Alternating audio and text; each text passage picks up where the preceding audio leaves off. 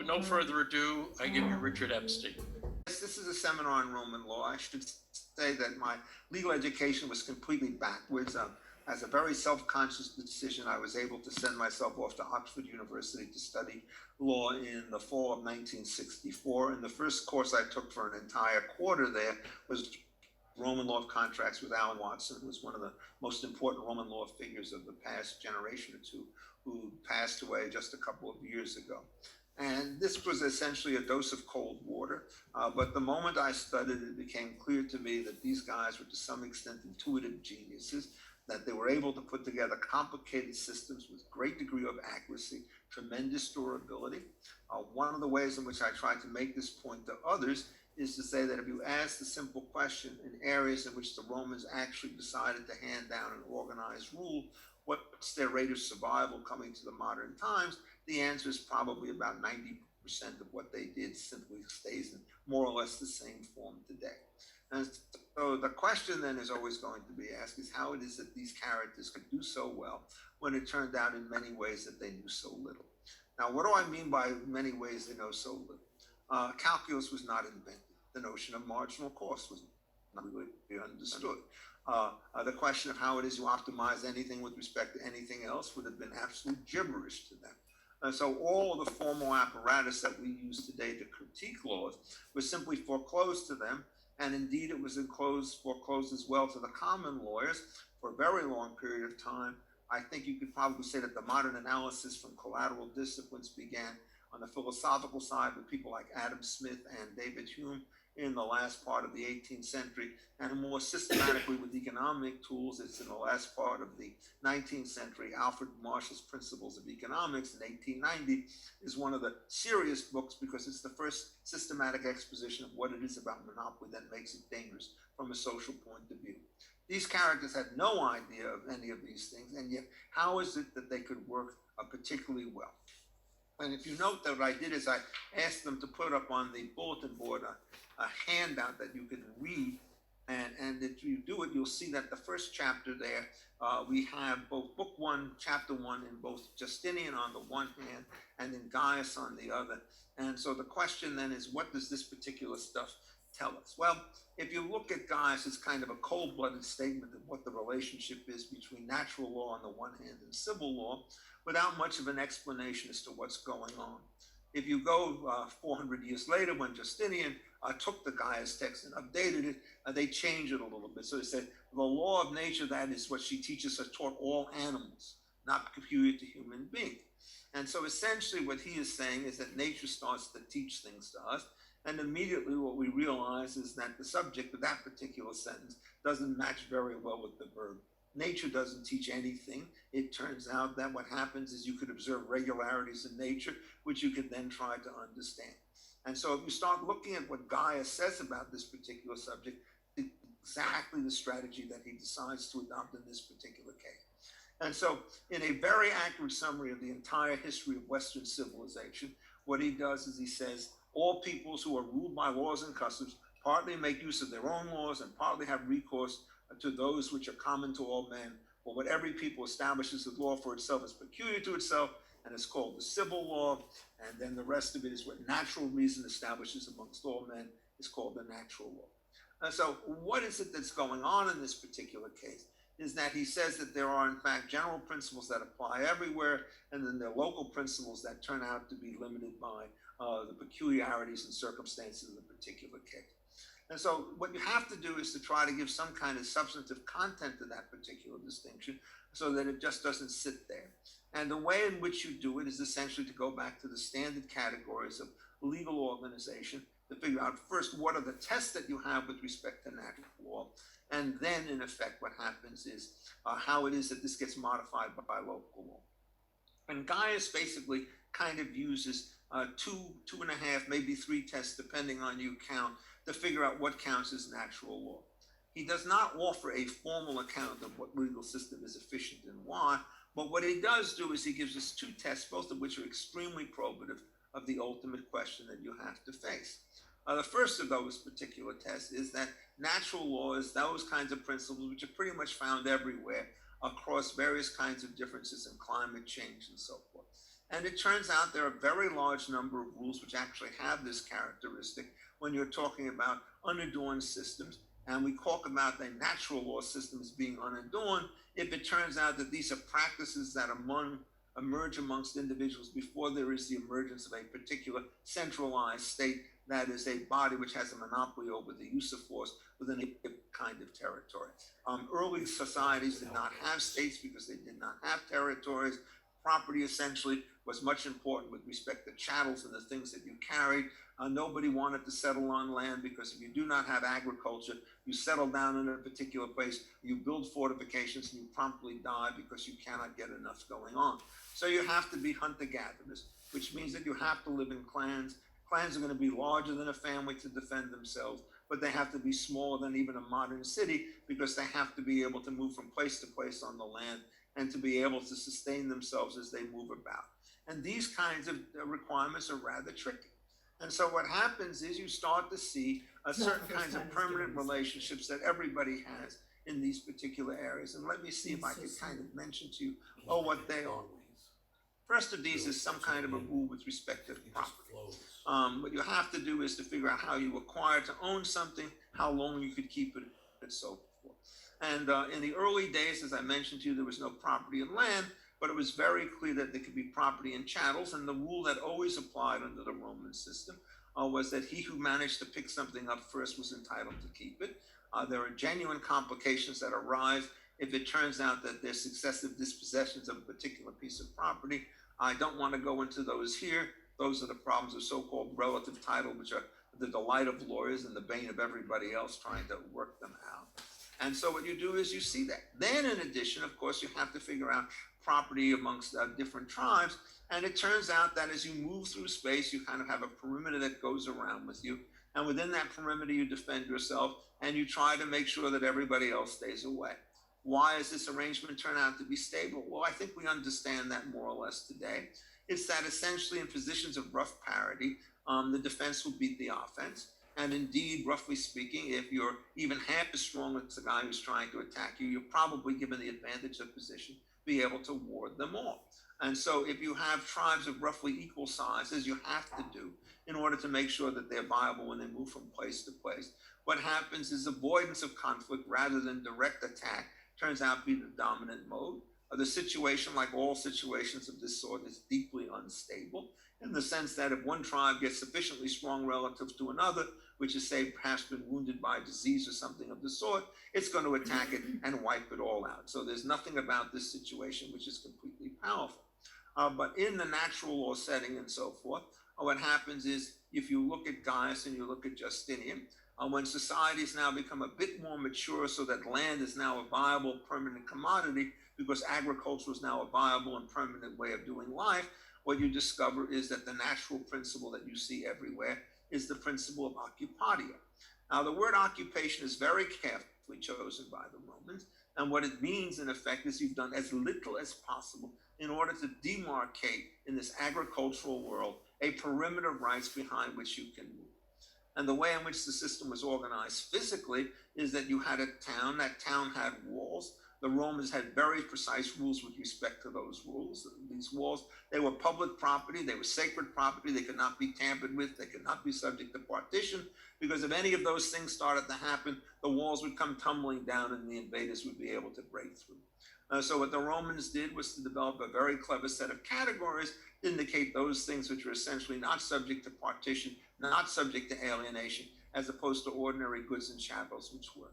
The principle of occupation is, again, to be used very much in opposition to the notion of the labor theory of value, which became extremely popular with John Locke and his particular view, which says that you acquire property by mixing your labor with some external thing in order to make it your own. The Roman conception is much more accurate than the Lockean conception, because Locke is always put into the strange position where in order to acquire property, you have to put more and more labor into it.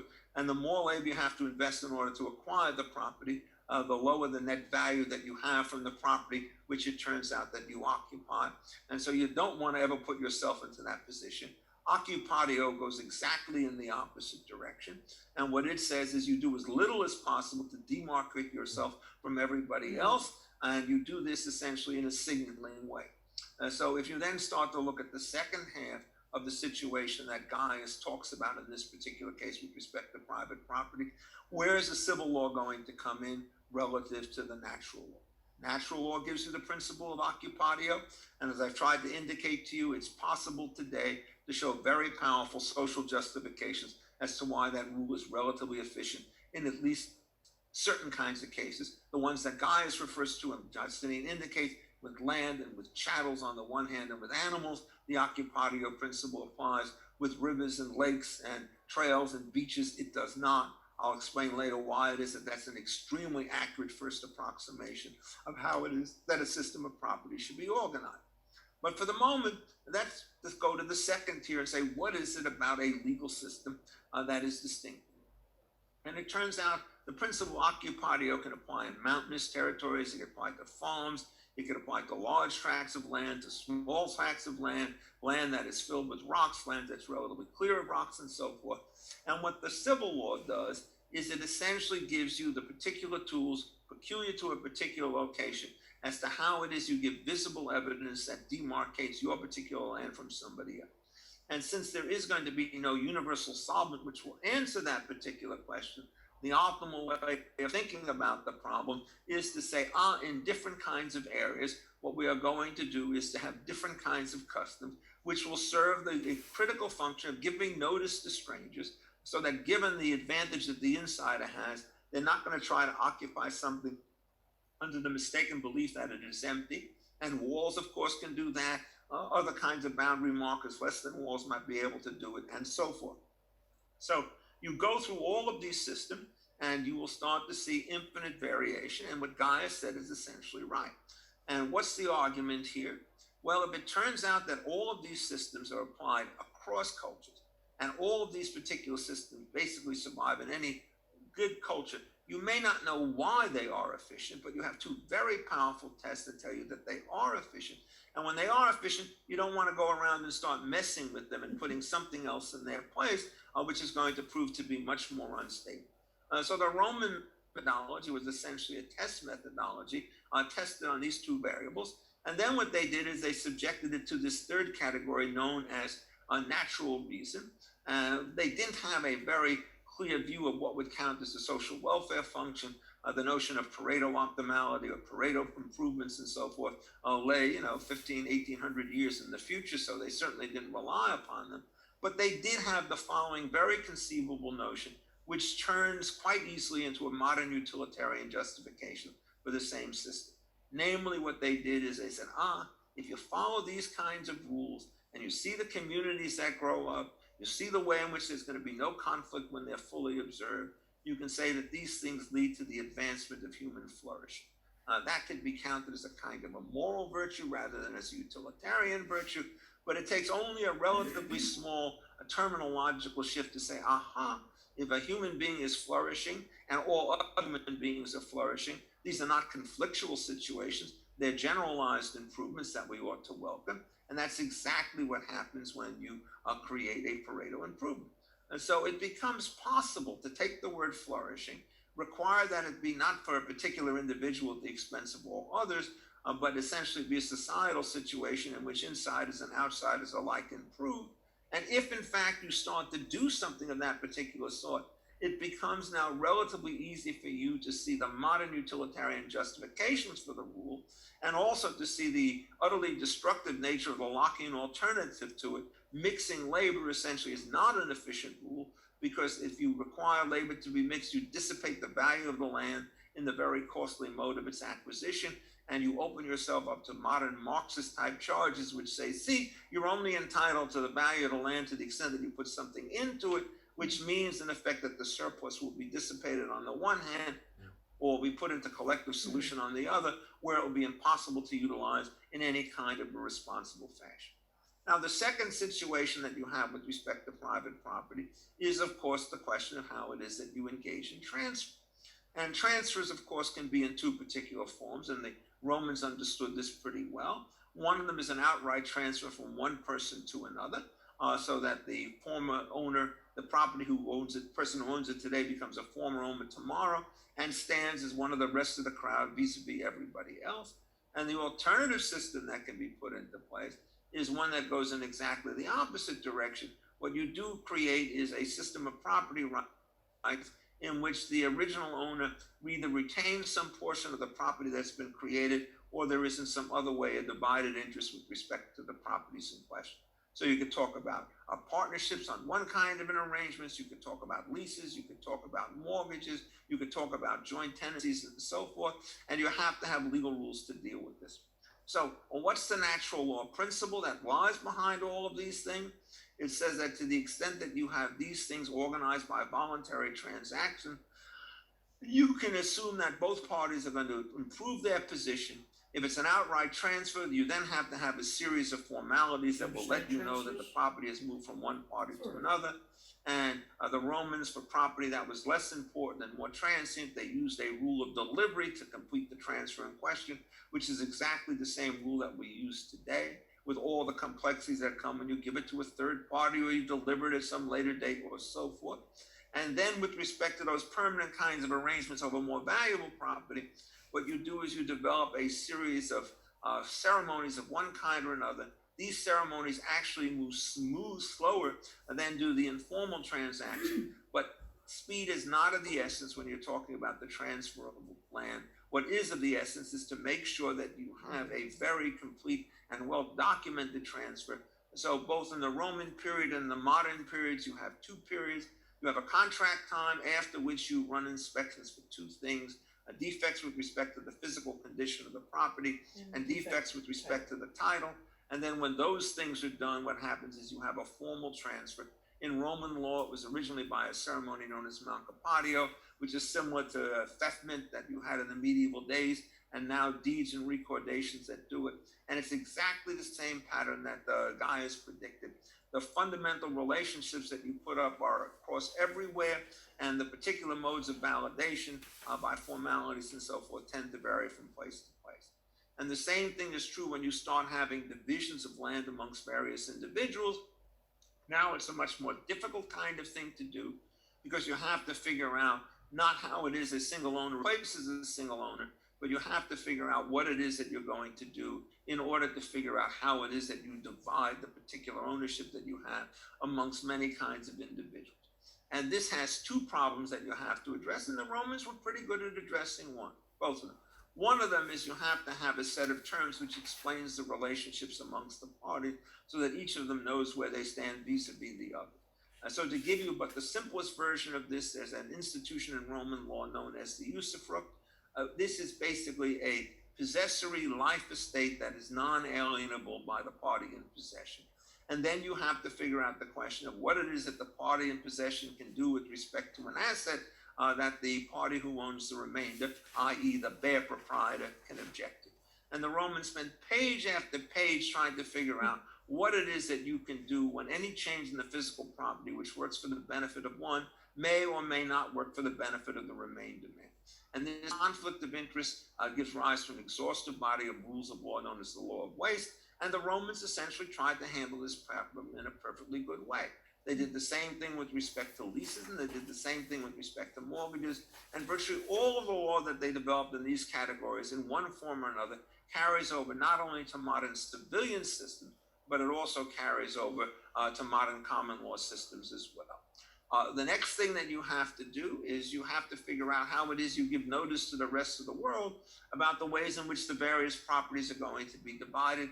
That too is a great challenge that you have to face, and it is not easily executed.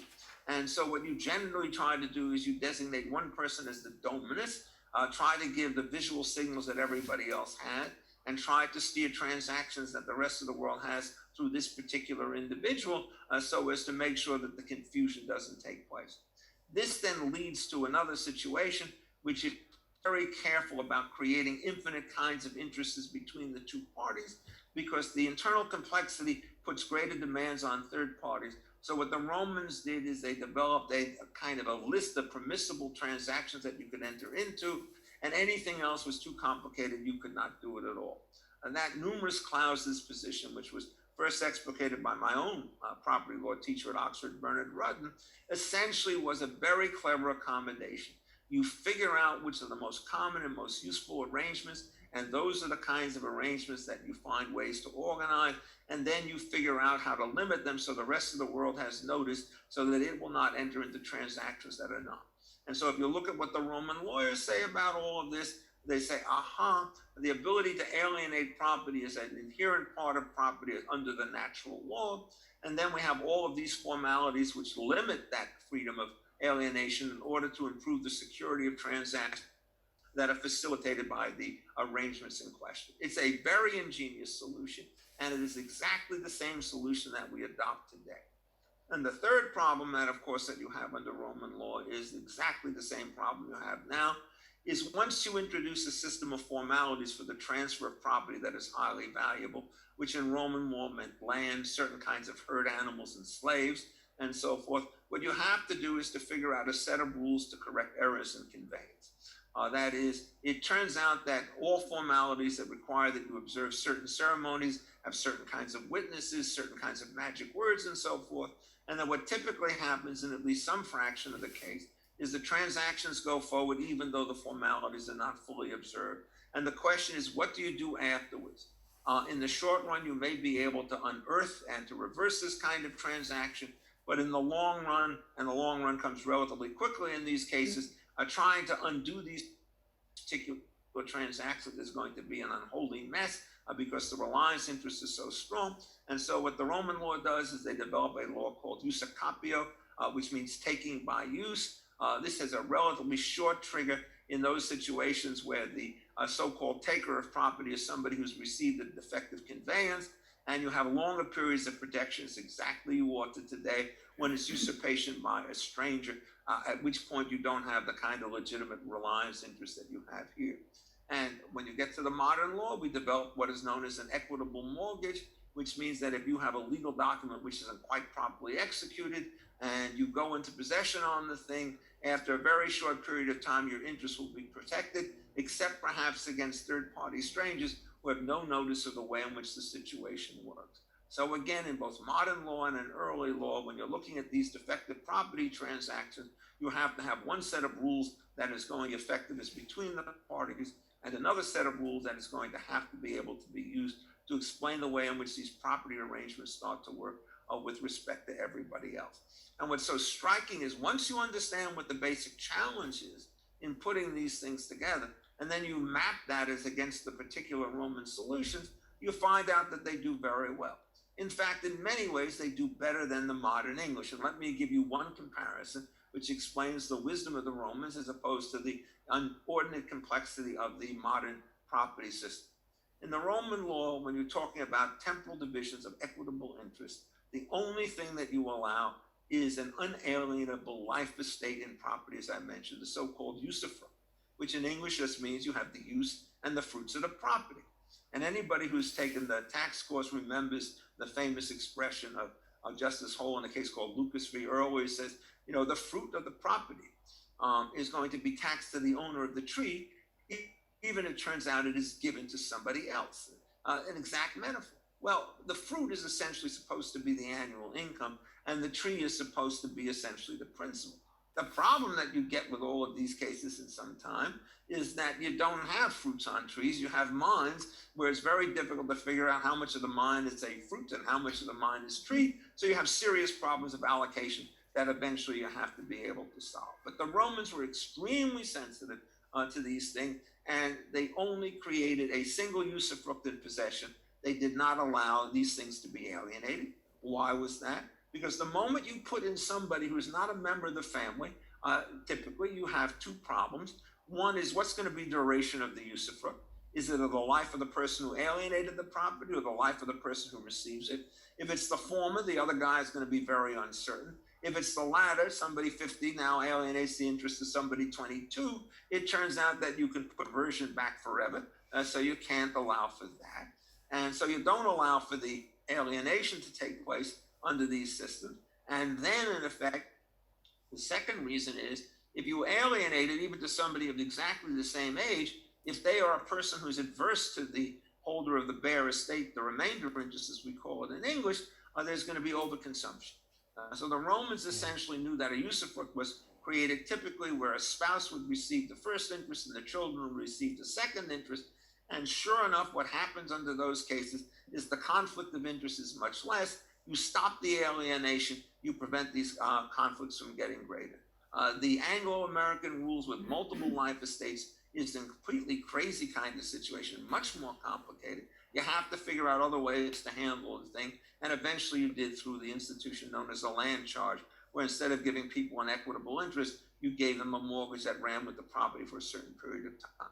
I'm going through this at a sort of blindingly fast pace, but what you have to understand is these Romans understood the limits of the account of partitions that you could have, and what they did is they understood that the rules of alienation had to be changed in those cases in which there was somebody else who retained an interest, part of which in the same property was transferred to a third person.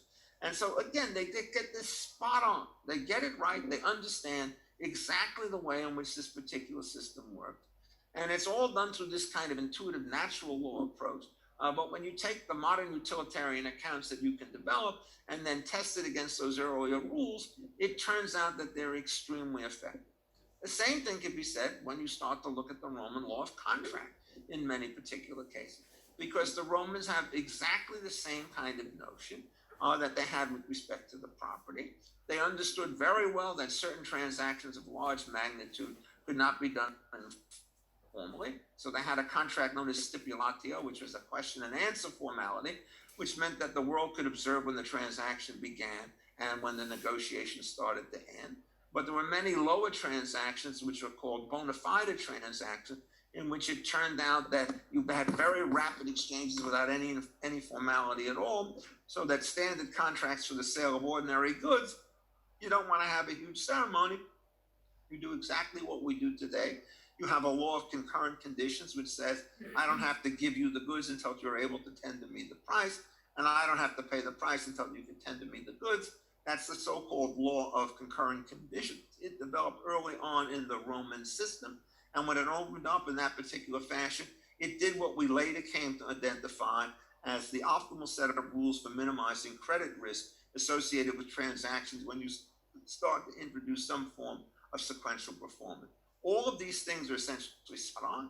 They also understood that there are some contracts in which it turned out that the relationships were necessarily independent, so that the law of conditions would start to apply, as I just gave you before. And in other cases where it's a unilateral transaction, namely I lend you money and the only obligation is for you to repay it, the Roman distinction between unilateral and bilateral contracts is much more accurate than the Anglo-American effort to try and work in the same area, because essentially what they did is they kept their eyes very close to the ground. And the method of natural law in these particular cases meant you did as follows. You looked at a series of repetitive transactions. You managed to isolate what their repetitive features were, their common features, and then what you did is you made those the background norm. In Roman contract law, unlike modern contract law, there's very little talk of freedom of contract with respect to these standard terms, because the very weak instruments that you have for writing and recording contractual changes meant standardization was a good, which was even more important than that it is today. The genius of the Roman system is they standardized along the right terms so that 99% of the transactions would fit that mold anyhow, and they allowed freedom on the things that really did matter for freedom: the price of the goods, the time of delivery, the identification of the goods, and so forth. So what they did is, in fact, they had this incredibly sophisticated set of solutions to a contracting problem under circumstances which are much more obsolete, much more difficult than today. It's intense. So then the next question is, how much of this not survive and why?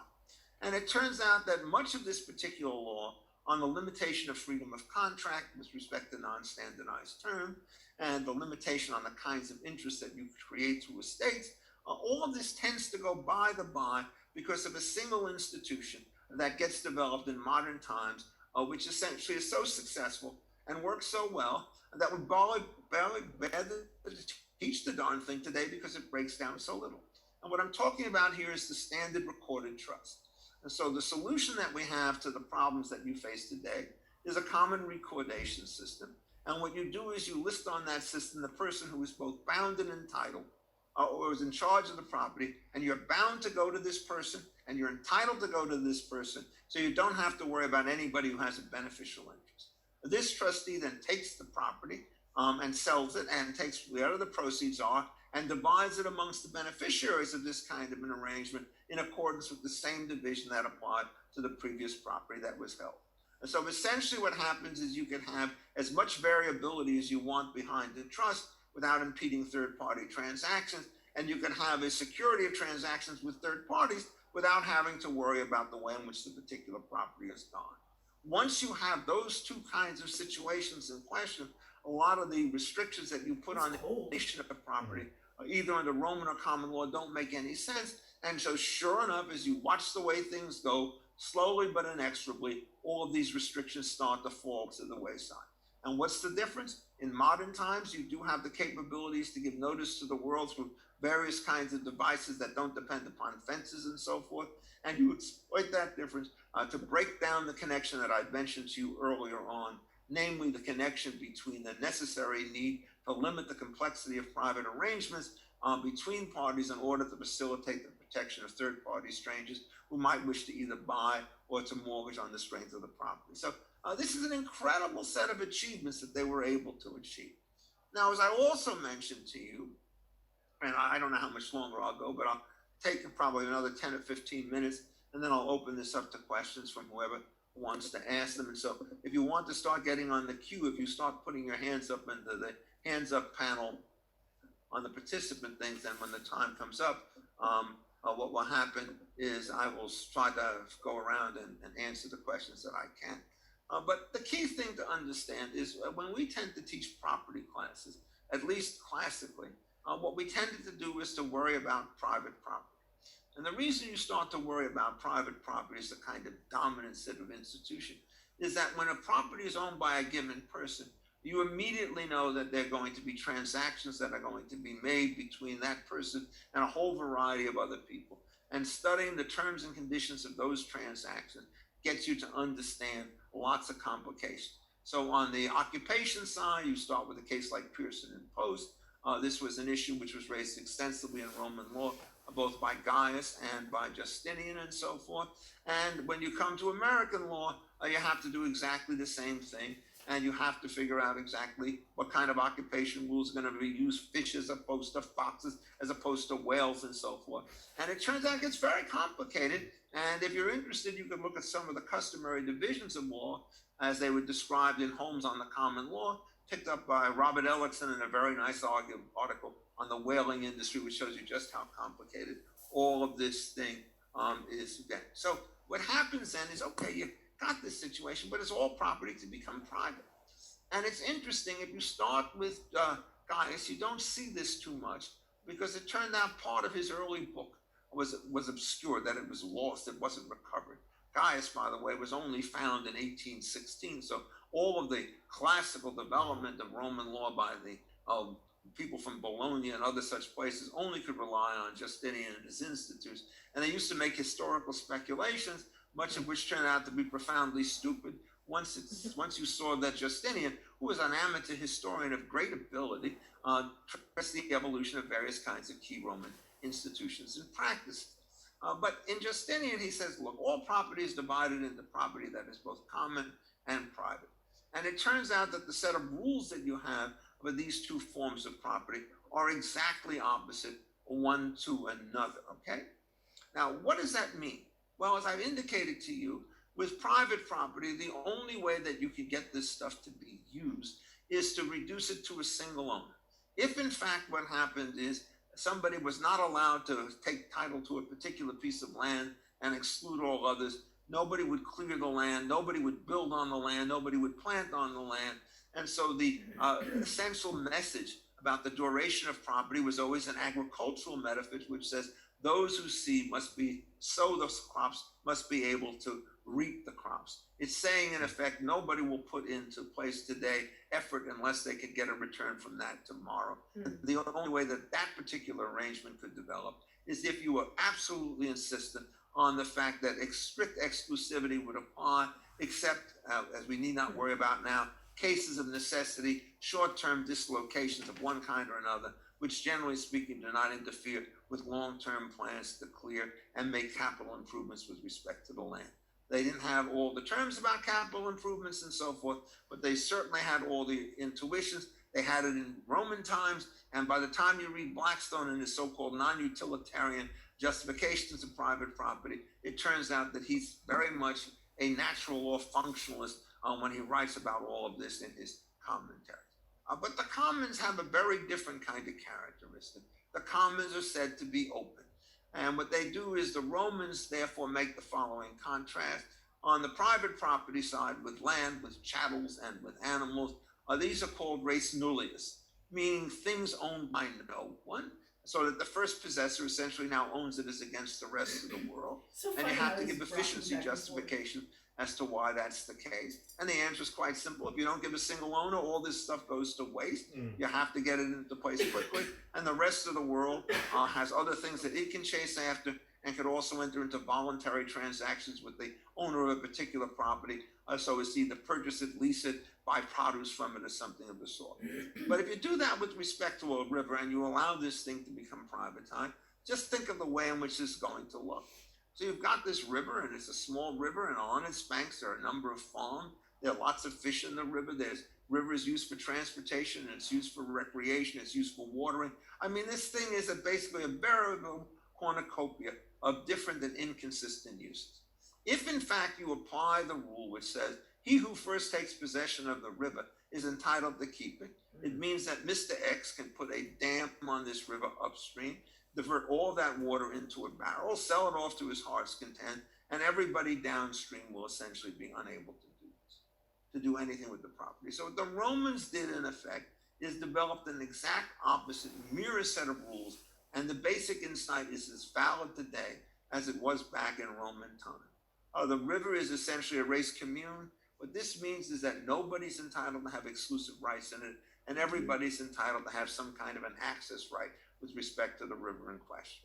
So what happens is, at least as a first approximation, you manage to avoid the nightmare scenario which you cannot otherwise survive. And since you now can manage to deal with that particular scenario, what you can do is you can keep the river alive for the next generation.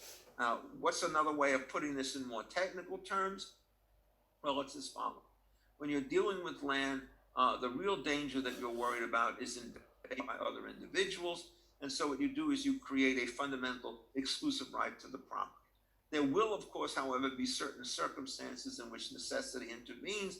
And if you think back to cases like Vincent and Lake Erie, all which have Roman precedents to it, the basic Roman maxim was that the principle of necessity requires a partial suspension of the rule of property rights. And so the guy who is blocked from getting to his house because of a snowdrift on the road can trespass on private lands, get along and go elsewhere, even stay in a cabin or land on a dock if need be, and stay as long as the peril goes, subject perhaps to an obligation to compensate for any harm that is done by his occupation or by his trespass, which in most cases will be a relatively trivial figure. So the issue is decidedly secondary in the grand scheme of things.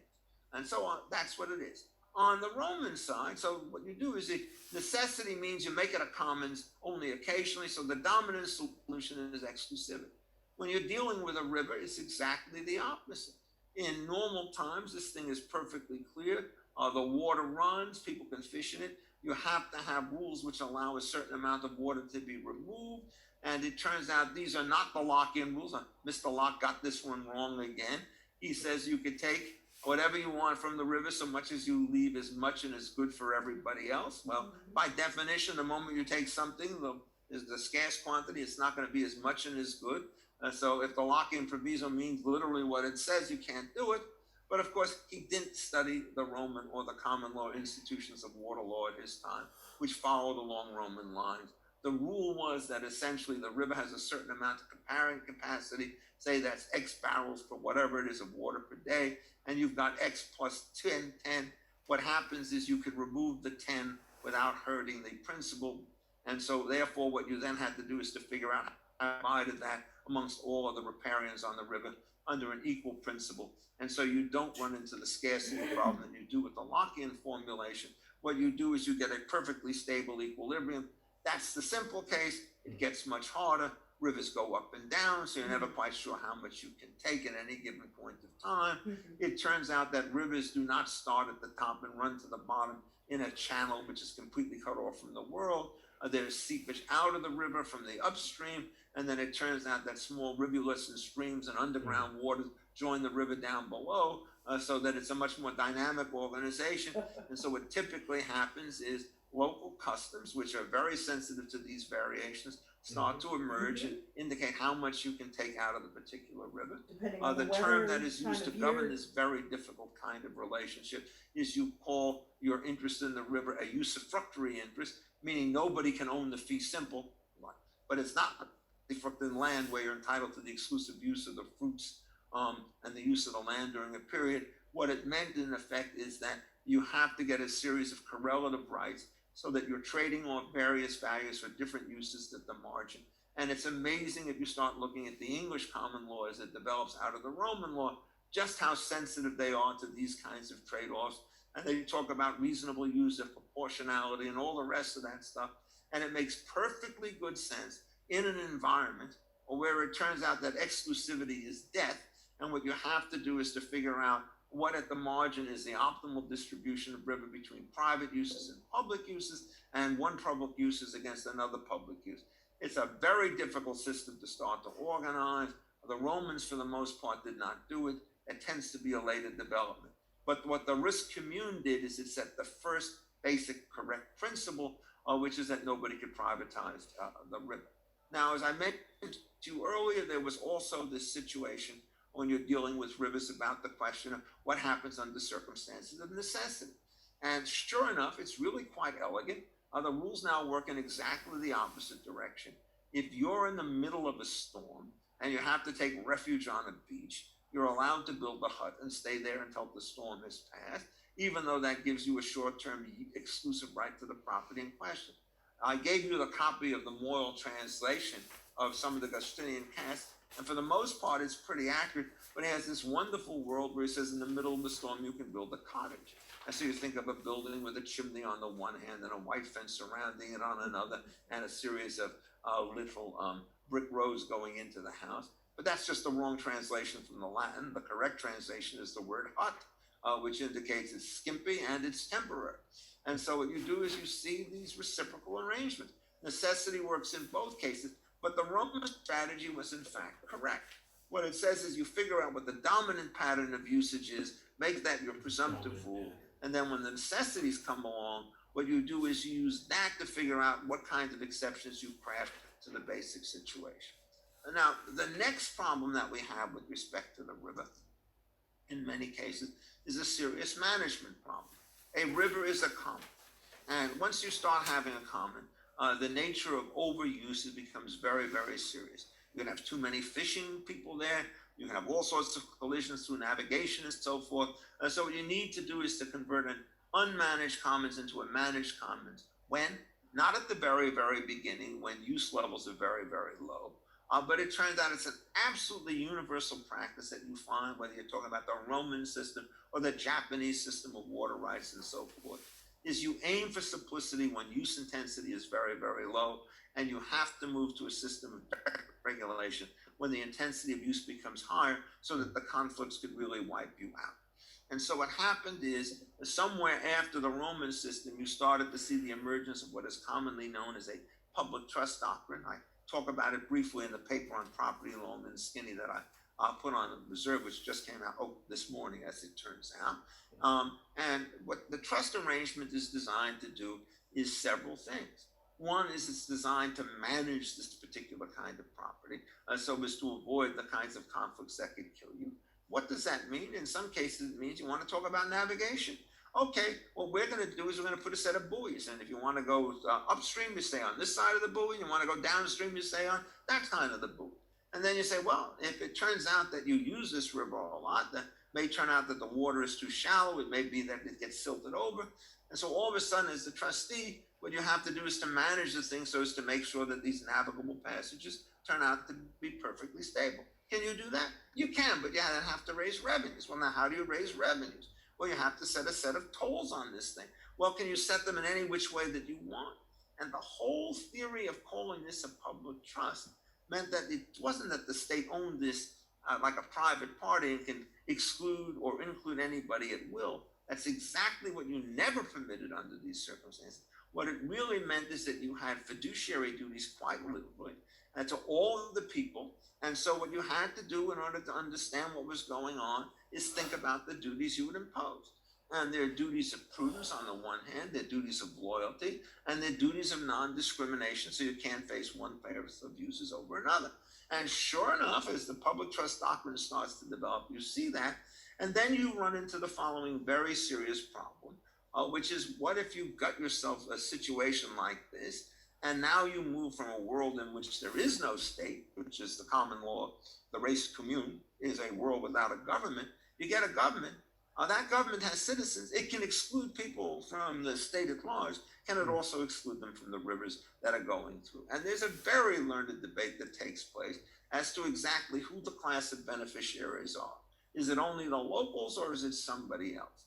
And this then gets even more complicated because when you start dealing with rivers and so forth, or in the modern days, electrical wires or pipelines and so forth, they are all what I called in that little paper long and skinny, which means that they tend to run through multiple jurisdictions, which now means that you've got yourself a very serious holdout problem. If it turns out the guys in the upper division want to block the water at the bottom of it so as it gets all the benefits for the people above and wipes out everybody below. And it turns out in international law, you don't have very many mechanisms to soften this. So you have to develop amazingly sophisticated type provision. For example, for dealing with the water flow from the Colorado River that begins somewhere in the mountain states in the American West and then goes all the way through to Mexico. I mean, this is not an easy thing to be able to do. And then you have to develop strategies for dealing with this stuff. All of this comes right out of the Roman system. You can see how far it goes. You can see where it breaks down. And then you have to see what it is that you can start to do. The jurisdictional issue is particularly acute in many cases. For example, when you're dealing with pipelines, what happens is they're kind of, they're not use commune because essentially when you have dangerous subject matters, you don't want to have them in mixed environments where multiple uses are possible. You always want to move them to the kind of an environment where it's a sole use. And so if you start looking, for example, at a primitive trail, you're going to see animals on it, people on it, carriages on it, horses on it, whatever it is. The moment you move to a freeway, the only thing you're going to allow on something that goes at least 45 miles an hour. No bicycles are going to be allowed. No pedestrians are going to be allowed. No scooters are going to be allowed. Because what you have to do is to keep the thing much more homogeneous. And so you have to develop rules of that particular sort. All of this stuff comes out of Roman law if you understand it correctly. And so the real point that you want to make is it's not that you just study Roman law for how far they got. What you then try to do is to figure out what defects emerged in their particular system and how it is that you could cure for it with a trust management in private property, with a recordation system, rather with public property, and a recordation system with private property. And so it starts to go. One can go much further on this. There are all sorts of other parts of natural law dealing with torts and so forth. All I can do today, essentially, is to try to get across to you the notion that when these guys talk about natural law, given the practices that they use, their understanding of the ubiquity of the spread, their understanding of the durability within place, their understanding that formalities were not part of natural law, but were put into place not to undermine it, but to reinforce it, you get a very, very different rule. If I had more time, I would spend a lot of time dealing, for example, with modern water law under the Constitution and so forth. And essentially what happens in all the modern cases is since the judges, with the exception of Malin Pitney, my favorite, the only classical liberal amongst the lot who was a master of equity before he went on the Supreme Court, they butcher the basic system because they don't get it right. Let me just give you one example of somebody who doesn't get it right. It's Justice Antonin Scalia.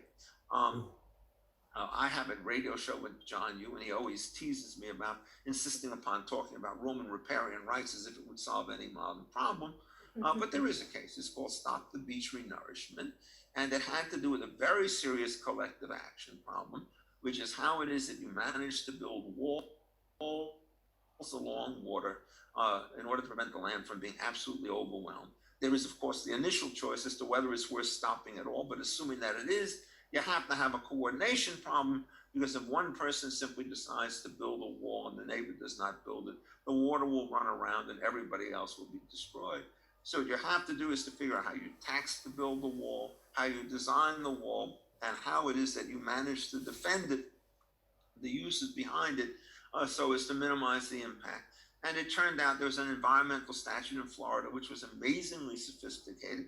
They got the right taxing mechanism. They transferred property rights on the seaward side of the wall so that it became a common rather than being private property as it was previously. They made sure that the wall was not built so high that you couldn't get access to the sea from the landward side. It didn't block vision and so forth. And what Justice Scalia had to decide was whether or not this statute was a taking. The answer is it was indeed a taking. People lost the use of their easement down to the sea, but it was fully compensated by the wall and by the other privileges.